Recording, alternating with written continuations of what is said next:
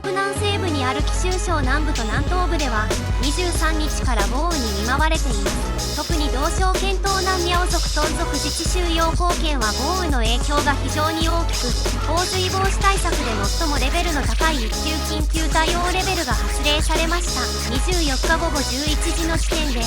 10万3000人が被災し、5万1000人が避難しました。陽光県は24日未明、持続的な豪雨と上流からの増水が重なり、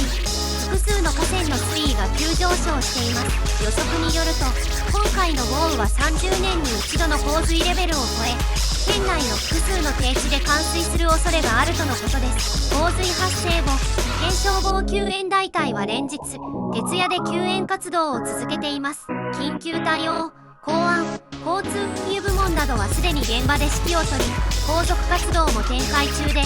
県全体の避難者数は約4万人に上るとのことです。現地には洪水防止エリア7カ所が設置され、それぞれ専任の担当者が指導に当たり、関連サービスを提供しています。また、集中避難エリア2カ所も設置され、生活物資を提供しています。気象予報によると、省内は今後数日間大雨が続く見込みで、北部や西部の一部の里や鎮では豪雨になる恐れがあるとのことです。前日までの降雨の影響を受けて、一部の地域の河川、